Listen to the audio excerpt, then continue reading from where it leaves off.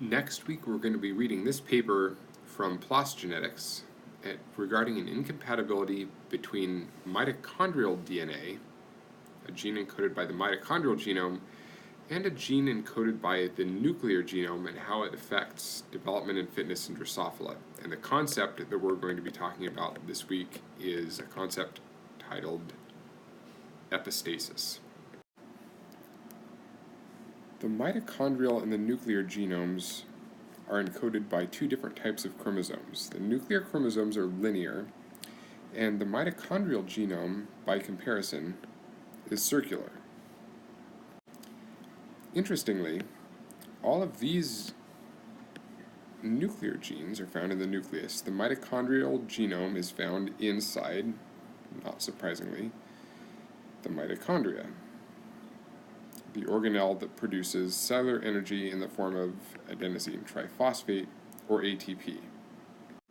And what's particularly striking is that there are a series of enzymes that are important, or critical rather, for performing mitochondrial electron transport. Those are complexes 1, 2, 3, 4, and 5. And the really interesting part about this is that electron transport complex 2 is encoded entirely by one genome, where most of the rest of these complexes are encoded by protein subunits, which we could consider as colored circles, that come from both the nuclear and the mitochondrial genomes. So only complex 2 is encoded by one of the genomes.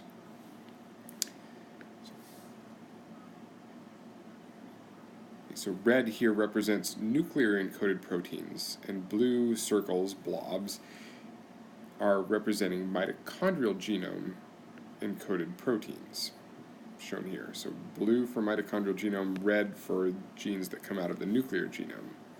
And those encode the 5 complexes in the electron transport chain, the ETC. And the product of that electron transport chain is the production of cellular energy, ATP. So if we take any one of these complexes in particular, it's clear that fit, essentially collaboration, between proteins is important for the function of each of the enzyme complexes. And the structures of the proteins are such that close fit allows the production, the flow of electron transport and the production of ATP. What this means is, functionally, that if there happens to be a mutation in one of the subunits that changes its shape, I'm trying to draw these in similar fashion, but I'm not an artist, by trade anyway, there may be some sort of absence of fit between some of the complexes if a mutation changes the protein structure or the amino acid sequence, and thus the shape of a complex.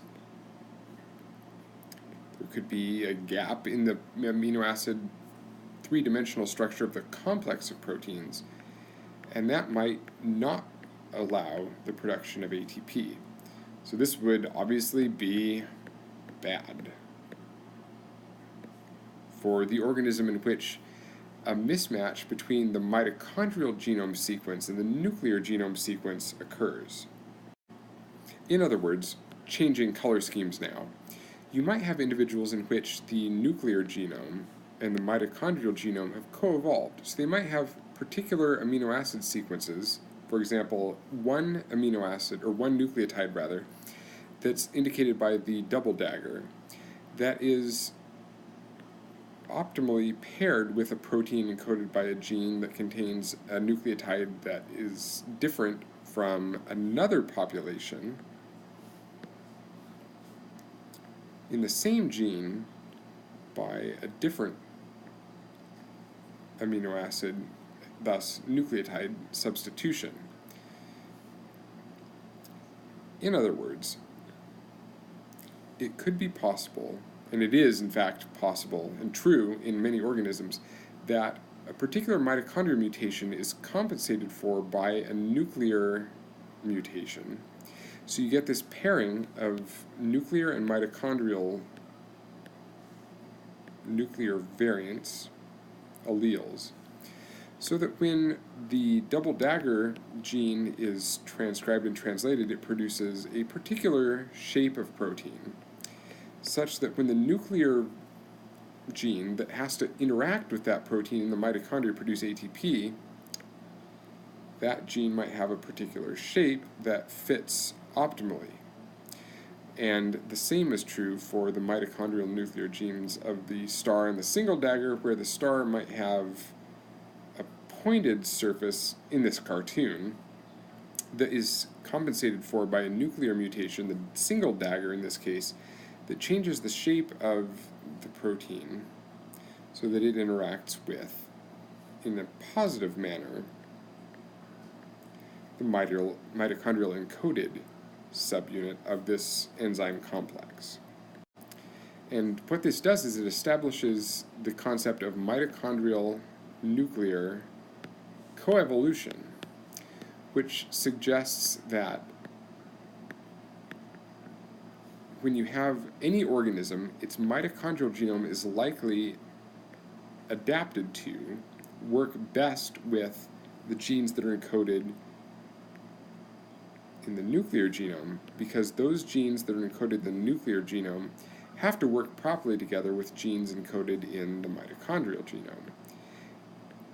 In essence, what this really suggests is if you have the situation where you have one mitochondrial genotype and you happen to have it combined with the mitochondria of, with the nuclear genome of a different population, you might wind up making protein complexes, however, that look like this, where you have one shape of nuclear encoded protein, and it doesn't fit nicely together with the mitochondrial, or the nuclear, encoded version of the nuclear proteins.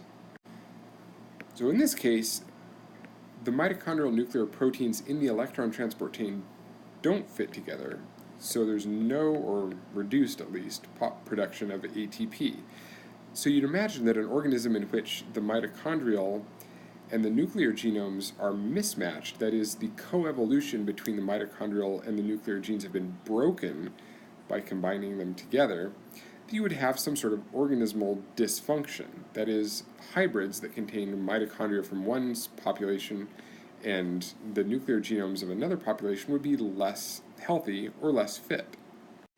So some questions to consider for next week include: what's special about electron transport complex number 2 in terms of whether or not it's encoded by the mitochondrial genome or the nuclear genome, or both? What other genes aside from the electron transport chain are also encoded by the circular mitochondrial genome?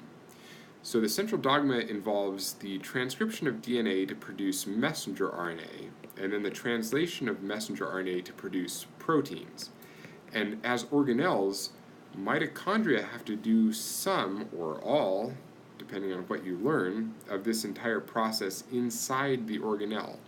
So the question here really is, aside from the electron transport chain complexes and the production of ATP, what other genes does the mitochondrial genome encode that allow it as an organelle to produce the proteins that are necessary for electron transport?